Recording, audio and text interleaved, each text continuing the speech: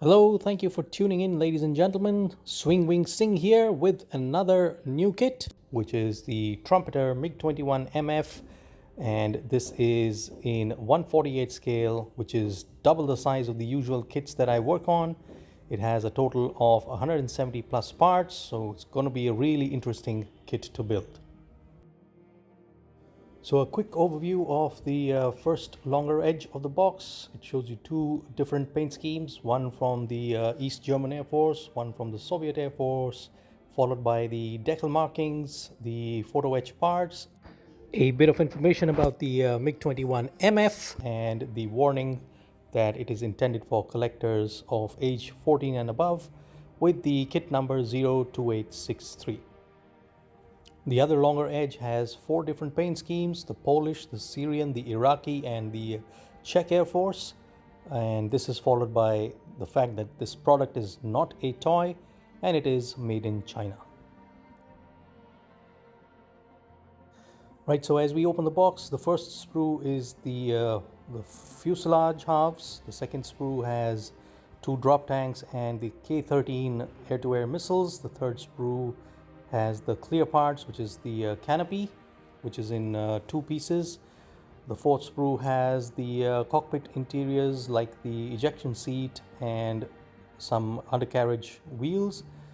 The fifth sprue has some interior details like the gear bay doors, the cockpit interiors.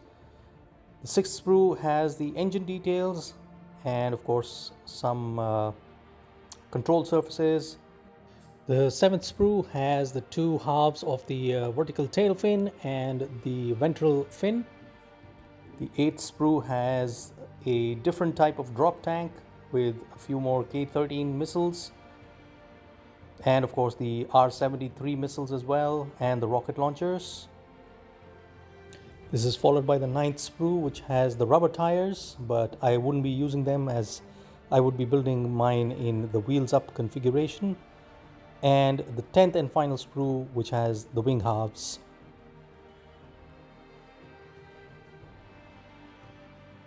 This is followed by an interesting set of photo etch parts. I don't know how useful they're going to be, very few.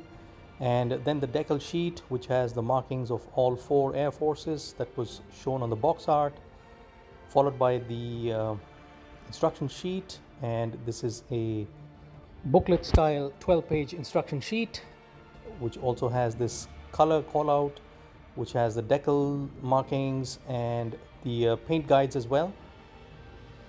Single color sheet, as you can see there, very, very detailed. All the decal markings are clearly shown, clearly marked, very nicely detailed. And then we've got this master tools, just a sort of a booklet that shows you the kind of tools you can buy from Master Tools.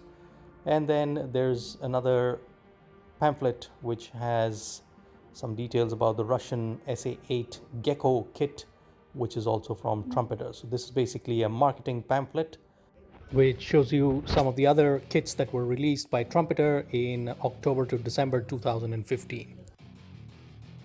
Right, so I move on straight to the painting phase, and I have assembled a few parts of the cockpit together.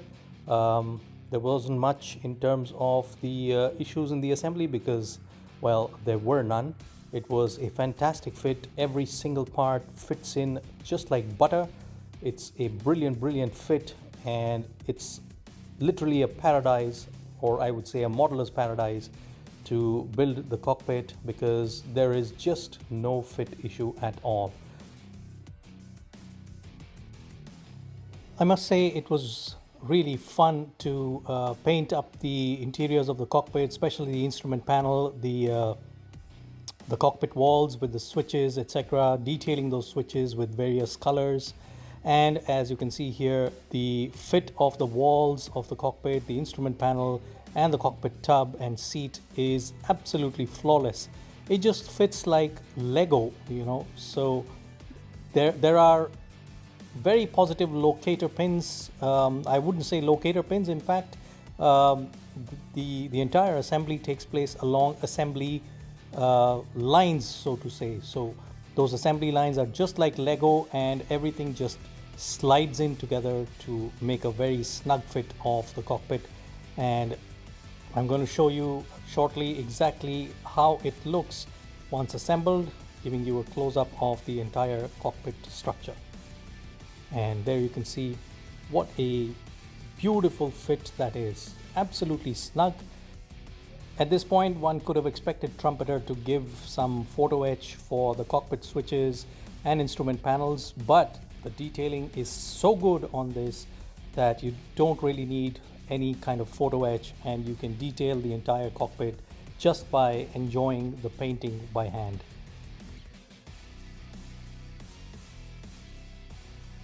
I then moved on to the painting of the engine interiors, and now this is an optional part. You may or may not choose to install the engine inside the aircraft. You can also choose to install it outside the aircraft to show it, you know, as if the engine is under maintenance. But I constructed it nonetheless, even though I will be building my model in the in-flight configuration.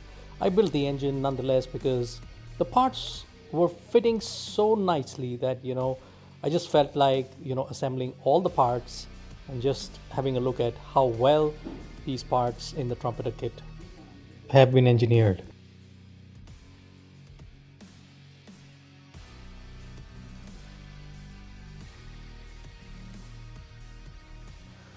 Right, so along the same lines, I began assembling the fuselage halves together, and as you can see, there is just one straight seam line all along the fuselage, which will need some sanding, of course, but apart from that, there are no fit issues whatsoever. In fact, this front section, which houses certain avionics and heat sinks, etc., you know, this section can also be shown as an open section if you're making a wheels down configuration, but of course mine will be a wheels up, so I am simply going to go ahead and cover up the entire avionics section, and there you can see what a fantastic fit that is. Just aligns and fits like butter. Kudos to Trumpeter for creating such an amazing fit.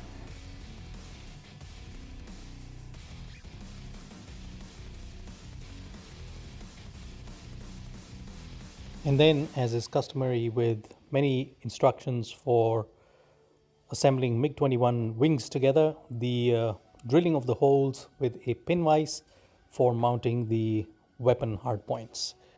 So there are 4 weapon hardpoints, 2 under each wing, and the drilling of the holes is as per the instructions.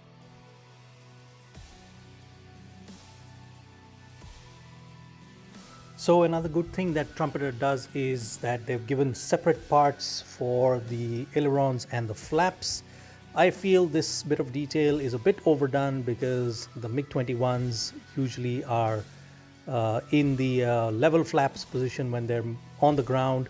So that detail I felt is a little overdone, but if you're looking at you know, constructing your model as one coming into land, probably mounted on a stand, then of course you can show it as a flaps down configuration, but a little overdone. But here you can see me assembling the wings together, and no fit issues whatsoever. They just slide in to their locator pins and align very nicely with the fuselage. The only challenge being the assembly of the horizontal stabilizers. It's a little fiddly to fit it on the very little less than a millimeter space of the notch that comes out of the fuselage.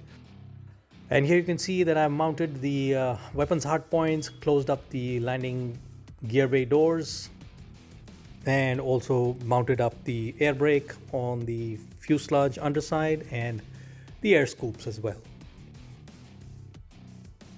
And some of you had asked me in the comments my glue of choice, so here you can see me using cyanoacrylate glue, and that is my glue of choice for building or assembling all my models. Yes, it gives you very little time to react and sets in about 10 to 15 seconds, but you can see that I am not using the glue straight from the bottle. I first take a drop of the glue on a toothpick and then apply the glue where I need it, and then with that very toothpick I pick up the part and then try to assemble it in the place where it needs to go, as you can see over here.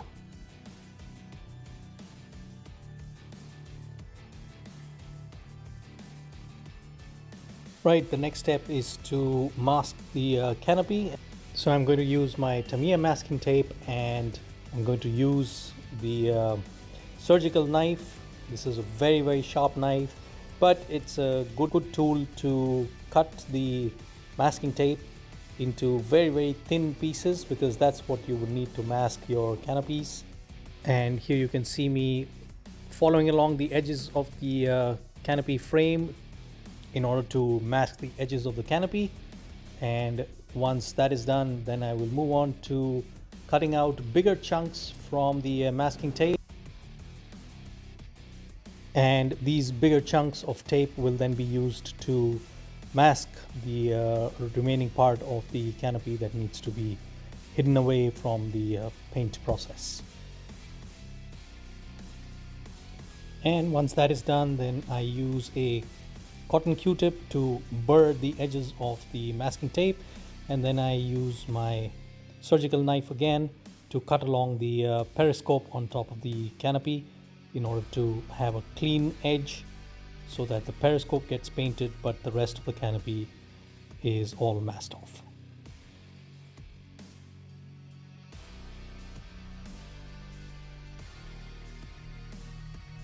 Alright, so next step is to cut out the odd rod IFF antennae, which are not present on the Indian Air Force MiG-21 versions. So I simply use my X-Acto knife to cut that out from the top of the vertical stabilizer and also the bottom of the nose. Alright, so then it was time to paint, and so I primed the entire aircraft in Bosnian grey primer and then began pre-shading the panels with Fevicryl black. And this is simply Fevicryl black thinned down 50% with water and then being sprayed from a distance of 2 to 3 inches away and pre-shading all the panel lines. I wanted it to have a subtle weathering in the end, and so you would not see a very stark panel line shading, but just a general one along the panels. And following along the same lines, this is Fevicryl sap green thinned with water, and I am painting up the dielectrics, the green dielectrics on the MiG-21.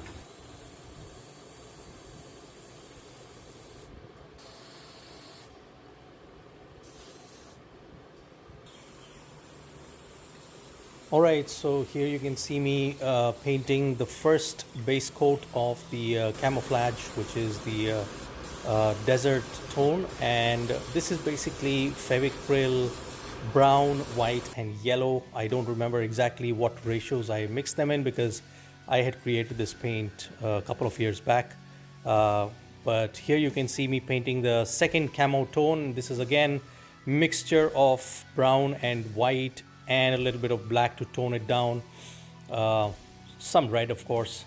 And finally, once the camo patterns were painted up, it was time to remove the masking and have a look at all that effort that has gone in so far in building this model.